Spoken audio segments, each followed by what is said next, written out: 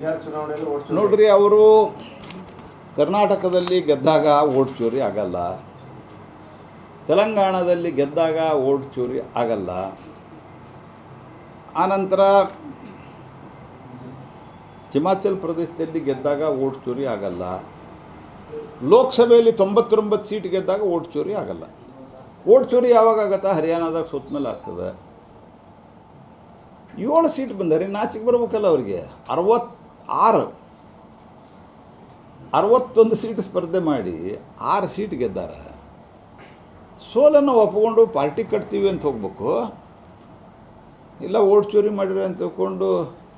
ಅಂದ್ರೆ ರಾಹುಲ್ ಗಾಂಧಿ ತನ್ನ ನೇತೃತ್ವವನ್ನು ಉಳಿಸ್ಕೊಳ್ಳಿಕ್ಕೆ ಸಿದ್ದರಾಮಯ್ಯನವರು ರಾಹುಲ್ ಗಾಂಧಿ ನನಗೆ ಆಶೀರ್ವಾದ ಮಾಡಲಿಲ್ಲ ಅಂತಂದರೆ ನನ್ನ ಮುಖ್ಯಮಂತ್ರಿ ಸ್ಥಾನ ಹೋಗ್ತದೆ ಅಂತ ರಾಹುಲ್ ಗಾಂಧಿ ಭಾಷೆ ಮಾತಾಡ್ತದೆ. ಸಿದ್ದರಾಮಯ್ಯಗೂ ಗೊತ್ತದ ರಾಹುಲ್ ಗಾಂಧಿ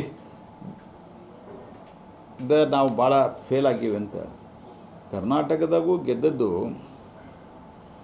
ಇಲ್ಲಿ ನಮಗೆ ಅವರ ಪಾಲಿಸಿ ಬಗ್ಗೆ, ಕಾಂಗ್ರೆಸ್ ಸಿದ್ದರಾಮಯ್ಯನವ್ರ ಪಾಲಿಸಿ ಬಗ್ಗೆ, ಸಿದ್ದರಾಮಯ್ಯನವ್ರ ಅಪ್ರೋಚ್ ಬಗ್ಗೆ, ಸಿದ್ದರಾಮಯ್ಯವ್ರ ಭಾಷೆ ಬಗ್ಗೆ ನಮ್ಗೆ ಡಿಫರೆನ್ಸ್ ಅದ. But he's a mass leader. ಗೆದ್ದದ್ದು ಅವರಿಂದ. ಅದಕ್ಕೆ ಆದರೆ ಈ ಕಾಂಗ್ರೆಸ್ಸಿನ ಹೈಕಮಾಂಡ್ ಸಂಸ್ಕೃತಿಯ ಕಾರಣದಿಂದಾಗಿ ಎಲ್ಲಿ ನನ್ನ ಸೀಟ್ ಹೋಗಿದ್ದಿತ್ತು ಅಂತ ಅವ್ರ ಭಾಷೆ ಮಾತಾಡ್ತಾರೆ ಅಷ್ಟೇ. ಎವ್ರಿಬಡಿ ನೋಸ್ ರಾಹುಲ್ ಗಾಂಧಿ ತಾವು ಮುಣುಗ್ತಾರೆ, ಮತ್ತೊಬ್ಬರಿಗೂ ಮುಣುಗಿಸ್ತಾರೆ ಅನ್ನೋದು ಎಲ್ಲರಿಗೂ ಗೊತ್ತಿದೆ. ಹಾಗಾಗಿ ಹರಿಯಾಣದಾಗ ಸೋತ ಮೇಲೆ ನೆನಪಾತಿದ್ದು. ನೀವು ಇವ್ರದ್ದೊಂದು ಸ್ಟೇಟ್ಮೆಂಟ್ ಯೂಟ್ಯೂಬ್ದಾಗ ಇವತ್ತಿಗೂ ಅದ, ಉಮರ್ ಅಬ್ದುಲ್ಲಾ ಅವ್ರದ್ದು.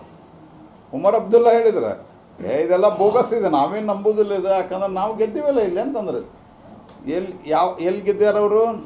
ಯಾವ ಕಾಶ್ಮೀರದಾಗ, ಜಮ್ಮು ಮತ್ತು ಕಾಶ್ಮೀರದಾಗ, ಆ ರಾಜ್ಯದೊಳಗೆ ಎಲ್ಲಿ ರಾಷ್ಟ್ರಪತಿ ಆಡಳಿತ ಅರ್ಥಾತ್ ಕೇಂದ್ರ ಸರ್ಕಾರದ ಒಂದು ಪ್ರತಿನಿಧಿಯಾಗಿ ಉಪರಾಜ್ಯಪಾಲರು ಆಡಳಿತ ನಡೆಸ್ತಾ ಇದ್ದರು. ಎಲ್ಲಿ ಅವರು ಅಧಿಕಾರದಾಗ ಇರಲಿಲ್ಲ ಅಂದ್ರೆ, ಈಗ ಸಪೋಸ್ ಈಗ ಸದ್ಯ ಕರ್ನಾಟಕದಲ್ಲಿ 28ರಲ್ಲಿ ಚುನಾವಣೆ ಆದ ಕಾಂಗ್ರೆಸ್ ಅಧಿಕಾರ, ಅಲ್ಲಿ ಯಾರು ಅಧಿಕಾರದಾಗ ಇರಲಿಲ್ಲ, ಕೇಂದ್ರ ಶಾಸನ ಇತ್ತು. ಅಂಥಲ್ಲಿ ನಾವು ಗೆಲ್ಬೋದಾಗಿತ್ತಲ್ಲ. ಅಲ್ಲಿ ಒಂದು ಸ್ವಲ್ಪ ಇಂಥವು ಮಾಡಿ. ಇಲ್ಲಿ ಜಾರ್ಖಂಡ್ನಾಗ ಯಾಕೆ ಗೆಲ್ಲಿಲ್ಲ ನಾವು? ಜನ ತೀರ್ಪು ಕೊಟ್ಟರು. ಜನ ತೀರ್ಪು ಕೊಟ್ಟದ್ದು ಒಪ್ಕೋಬೇಕು. ಎರಡನೇದ್ದು, ಇಲ್ಲಿ ತನಕ ಒಂದು 100 ಸರ್ತೆ ಚುನಾವಣಾ ಆಯೋಗದವ್ರು ಹೇಳ್ಯಾರ ನೀವು ಫಾರ್ಮೆಟ್ದಾಗ ಕೊಡ್ರಿ ಅಂತ ಹೇಳಿ. ಯಾಕೆ ಕೊಡೋದಿಲ್ಲ ಫಾರ್ಮೆಟ್ದಾಗ? ಫಾರ್ಮೆಟ್ದಾಗ ನಾವು ಕೊಡೋದಿಲ್ಲ. ನಾವು ವಿರೋಧ ಪಕ್ಷದ ನಾಯಕ, ನಾ ಹೇಳಿದ್ರೆ ಕೇಳ್ಬೇಕು. ಕಾನೂನು ನಾವಿದ್ದಾಗ ಮಾಡಿವನ್ರಿ, ಫಾರ್ಮೆಟ್ದಾಗ ಕೊಡಬೇಕು, ಕಂಪ್ಲೇಂಟ್ ಕೊಡಬೇಕು. ನಾವಿದ್ದಾಗ ಮಾಡಿವಿ. ಮೋದಿ ಬಂದಮೇಲೆ ಮಾಡ್ಯಾರನ? ಯಾವಾಗಾಗ್ಯದ? ಕಾನೂನು ಇದೆ. ಇಲೆಕ್ಷನ್ ಕಮಿಷನ್ನು ಪೀಪಲ್ ರೆಪ್ರೆಸೆಂಟೇಷನ್ ಆ್ಯಕ್ಟ್ದೊಳಗೆ ಈ ಪ್ರೊವಿಷನ್ ಮಾಡಿರೋದು ಕಾಂಗ್ರೆಸ್ ಪಾರ್ಟಿ ಇದ್ದಾಗ, ಕಾಂಗ್ರೆಸ್ ಪೂರ್ತಿ ಬಹುಮತ ಇದ್ದಾಗ. ಮತ್ತು ನೀವು ಅದನ್ನು ಸಂವಿಧಾನಬದ್ಧವಾದಂಥ ಸಂಸ್ಥೆಗೆ ಒಂದು ನೀತಿ, ನಿಯಮ, ರೂಲು, ಕಾನೂನು ಮಾಡಿದ್ದು ಮಾನ್ಯತೆ ಮಾಡೋದಿಲ್ಲ.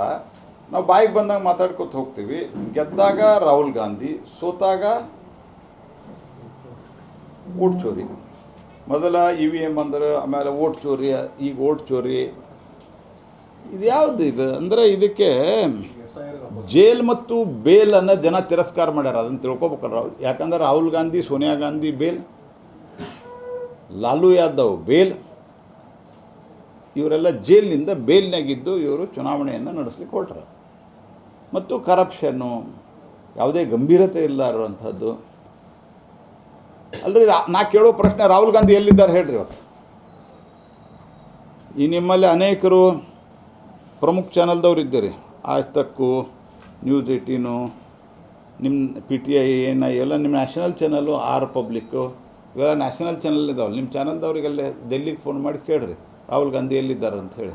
ಪತ್ತೇನೇ ಇಲ್ಲ. ನೀವು ಪತ್ತೆ ಇಲ್ಲದಂಥ ಮನುಷ್ಯ ಬಿಹಾರಕ್ಕೆ ಹೋಗಿಲ್ಲ, ಬಿಹಾರದಾಗ ಪ್ರಚಾರ ಮಾಡಲಿಕ್ಕೆ ತಯಾರಿಲ್ಲ.